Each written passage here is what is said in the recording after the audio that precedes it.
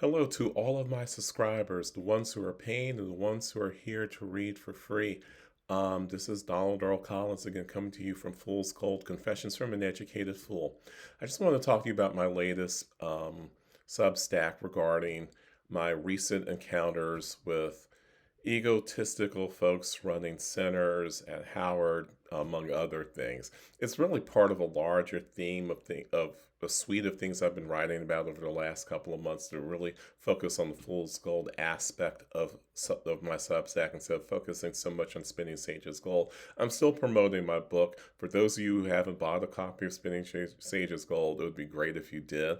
I'm not going to argue that you're going to like everything I've written, but there's going to be a lot of food for thought for you upon reading it or even listening to it because it is an audio book too, as well as being able to download it as an ebook. So please support me in that way. And if you don't have the money to support me, at least spread the word that my book is out there, right? People have been buying it. People have had things to say about it. And it's been mostly positive. I mean, I guess those who are practicing the rule, if you don't have something nice to say, don't say anything at all. But my ego can take it, unlike the ego of the people I'm about to talk about for the next few minutes, right? So, okay. For those of you who are wondering, and some of you have asked me this question, a couple of you have asked me this question over the last couple of years when I write about things that are deeply personal when it comes to my experiences as a professional, whether as an academic historian or as a journalist and writer or as a nonprofit administrator, working for a variety of NGOs and other kinds of nonprofits. Am I seeking revenge when I write these kind of what some people would see as hit pieces? The answer is no, right? I mean, there are some people I truly hold animosity toward over the course of my career, over the course of the years of my various careers, and 4+ decades of working. I have some animosity toward my dad, but that's a completely different category of dealing with all kinds of emotional, psychological, spiritual, and even physical abuse. But that's another, that's really deeply personal, and I have my own blog site for that purpose, right? I've written about these kinds of things already. But in terms of the professional, there are a few. I mean, there's my former department chair, program chair at University of Maryland Global Campus. I've told people that if you got hit by an 18-wheeler going 18 miles an hour going up I-95 and he got flattened by it, I wouldn't shed a tear. I've said that, right? That's probably not very nice, right? Or when I've written, or thinking about folks like Joe Trotter, my former advisor when I was a PhD student, a PhD candidate at Carnegie Mellon University. I've never felt like that toward him. I've never wanted harm to come his way, even though I have dreamt about killing him at various times in my in life. Not since 2014, I think. But the truth of the matter is that my relationship with him is a bit more complicated than someone who's got ego issues and HNIC issues. So there's that. There are people who've made themselves nemesis of mine when I've just tried to befriend them or try to get to know them or try to connect with them in some way, and I've never understood why. I don't understand. I've talked about my times, my handful of times dealing with Ibram Kendi. I've never understood what it is about me that he finds so repulsive, right? Maybe it's because I don't have enough connections. Maybe because I'm a cautionary tale for what happens when you don't make all the right connections when you're younger. I don't know what that is, but whatever it is, I'm just kind of like, you want to treat me as some sort of nemesis, that's on you. That's not really me. But when I talk about these things, there's a bit of righteous indignation there, to be honest with you. But there's also a sense of this isn't right. The stuff, it's not fair, it's not right. And to be honest, and even more to that point, how dare you?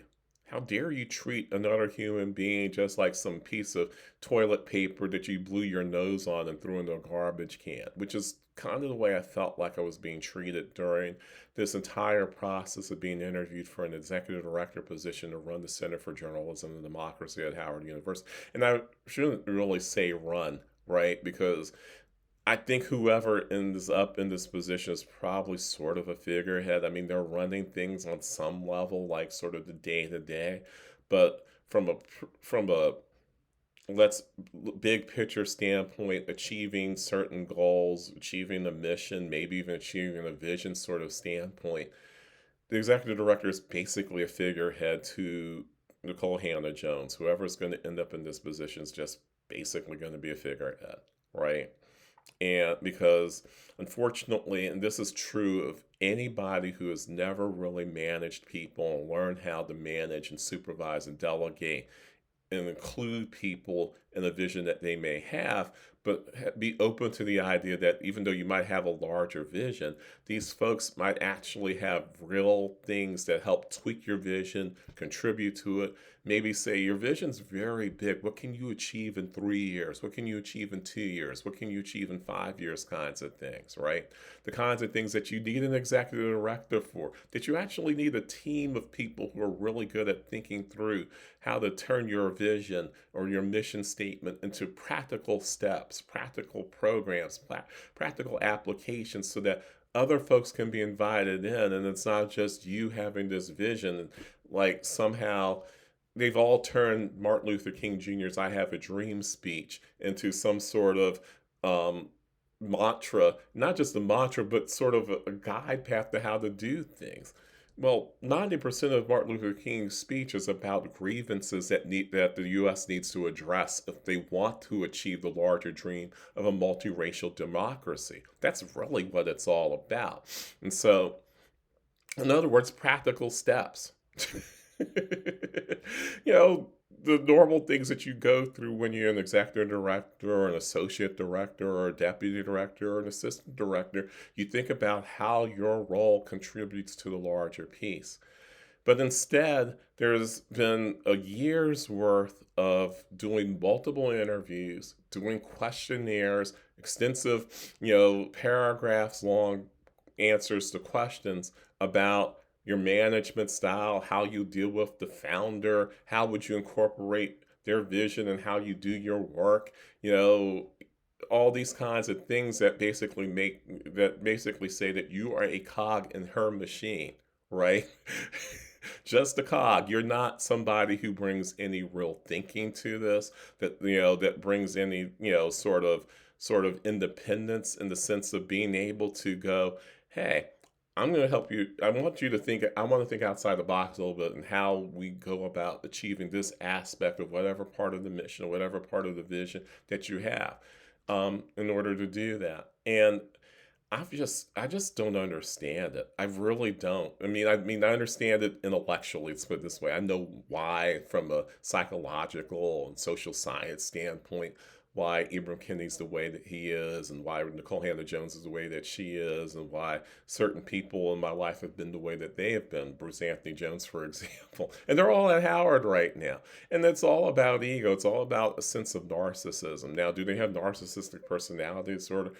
I am not. I don't have a PhD in psychology, or certainly a PhD in epidemiological psychology, which one of my professors for undergrad, what I worked for, and One Message has, right? But I've done enough work in this, as an intern, as someone who studied this to write a whole book that's based on understanding notions of narcissism, to see the signs of it in people. And one of the signs that you see, even if they're not saying it's all about me, and, you know, there's this idea that if they're not centered in the work that they're doing all the time on a micro level, not just in terms of the larger vision, but on a micro level, that things will fall apart. At one point during this interview, I'm being told that I'll have room to be able to create and do whatever, but expect Nicole to come in every once in a while, probably more than once in a while, and say, I don't want to go in this direction, even though you've said that you're open to me going, have a blank slate to do different things. So there's a contradiction right there. And this idea that if Nicole Hannah Jones doesn't teach this course in investigative journalism, then no one else can, and no one else will take the course unless she's the one teaching, and other universities are sort of using that, HBCU specifically, as sort of the backdrop to how they'll teach investigative journalism courses, which again is That's egocentric. That's cult of personality kinds of things we're talking about in a job setting, not, as a politician, not, as someone who's starting a new religion or a cult, but actually at a job, right? And, let's just be honest. I mean, as someone who's worked as a nonprofit administrator who's basically been, you know, essentially an interim executive director before, has been a deputy director who's had executive director level responsibilities as a consultant. The money that she received originally for this center was in the aftermath of the UNC debacle in the spring of 2021. She got money along with Ta-Nehisi Coates, I think, helping her at some level, I guess, from the Knight Foundation and from Ford and from MacArthur, among other places, right? $20 million minimum, right? And we're in year, this is July, so it's been 5 years. The center officially started sometime in the spring of 23, so it's been up and running on some level for more than 3 years. The money has been dispersed over the last 4 or 5 years. I know for a fact that if we didn't show results on some level in any of the projects or national initiatives I've worked for in the past by year 3, that they would usually think about taking some of the money away, cutting some of the funding, or doing something to basically put pressure on you to continue to do, to try to achieve some sort of progress.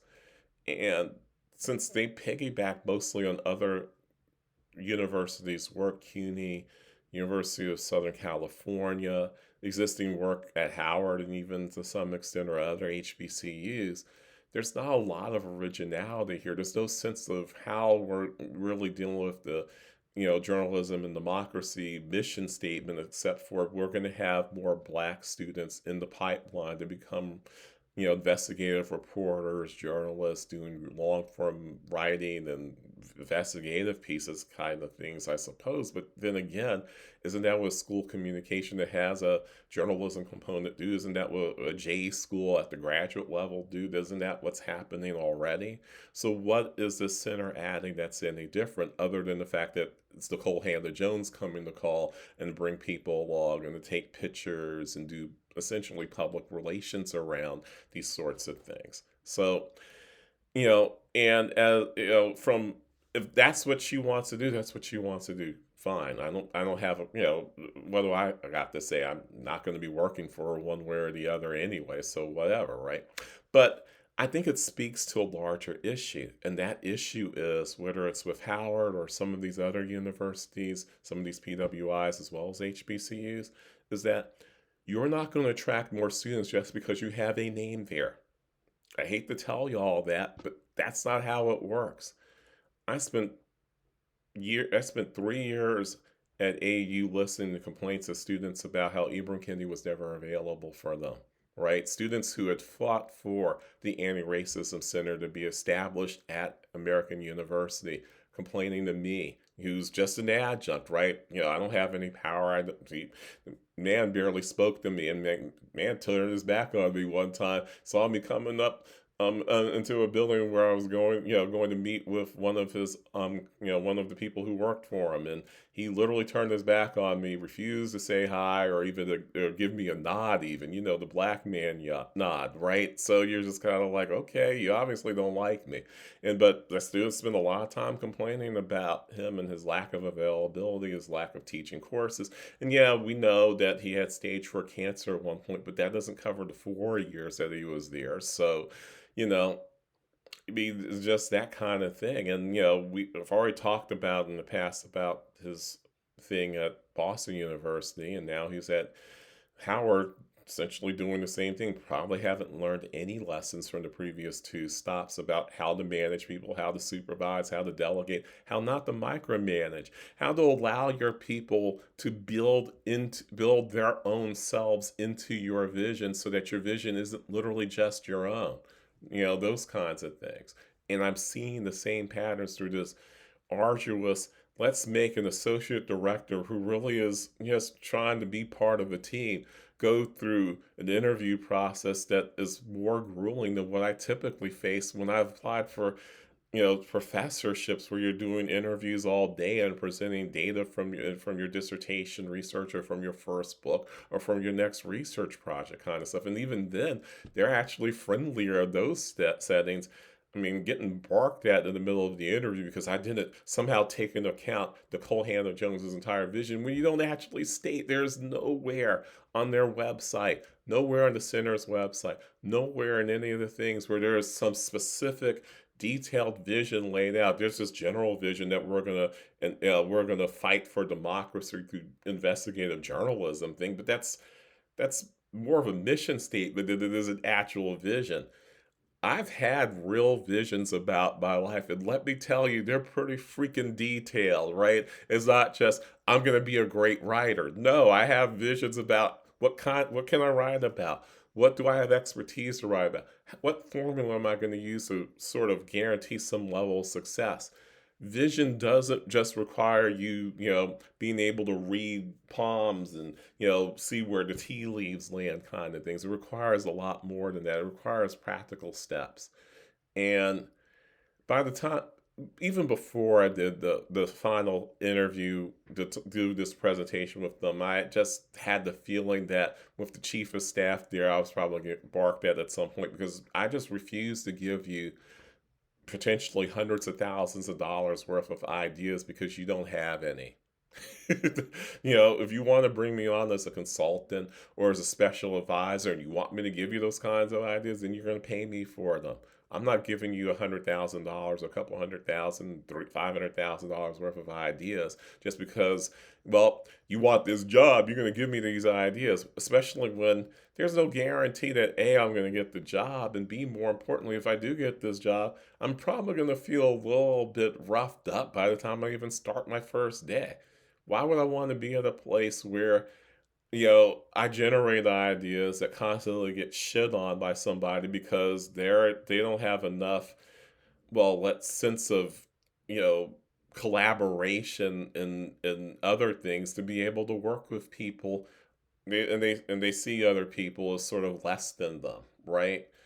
I've dealt with that my whole life around people because they're black or they're biracial or they've been in an HBCU for 30 years or their parents are part of the civil rights movement or um or they've worked at some elite institution, whether it be in journalism or higher ed or a nonprofit or NGO, whatever. And at this stage of my life, why should I have to?